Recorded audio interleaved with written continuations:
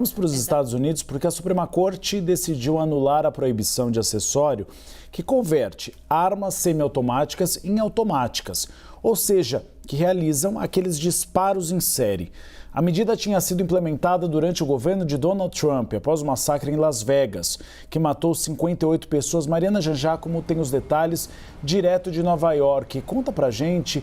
qual é a repercussão dessa decisão da Suprema Corte e como reagiu a direita.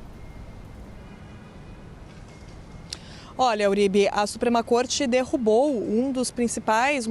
das principais ações do governo americano para tentar impedir a violência armada, uma ação tomada ainda durante o governo Trump, depois desse massacre que você citou, Uribe, em Las Vegas em 2017, que deixou mais de 50 pessoas mortas. Então, depois disso, o governo Trump cedeu a uma enorme pressão da população mesmo aqui dos Estados Unidos para que proibisse esse acessório que acaba transformando armas semiautomáticas em armas automáticas, então facilita ali disparos em série. E agora a Suprema Corte derrubou essa proibição, ou seja, permitiu que esse acessório volte a ser comercializado e volte a ser usado em uma decisão da maioria conservadora. Na verdade, os 6 juízes conservadores votaram a favor para derrubar a proibição e os 3 juízes liberais votaram de forma contrária, ou seja, votaram para manter essa proibição. Agora, quem entrou com esse processo foi o dono de uma loja de armas do Texas, apoiado por um grupo que tenta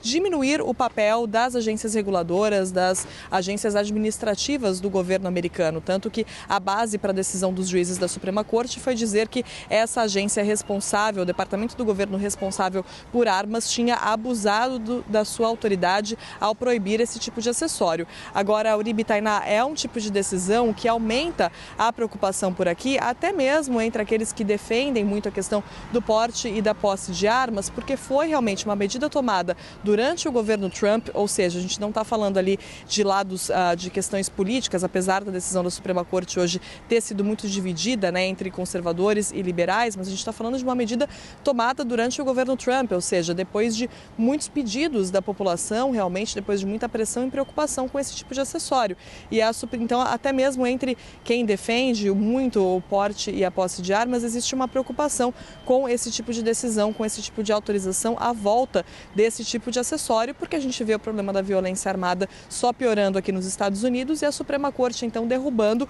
o que talvez tenha sido o passo mais significativo do governo americano nos últimos anos para impedir episódios como esse, como o massacre de Las Vegas de 2017 e tantos outros que acabaram vindo depois, né, que poderiam ter sido ainda piores. Então, é uma decisão que está gerando muita repercussão por aqui e muita preocupação também, Uribe, Tainá. Obrigada, Mariana Jangiacomo.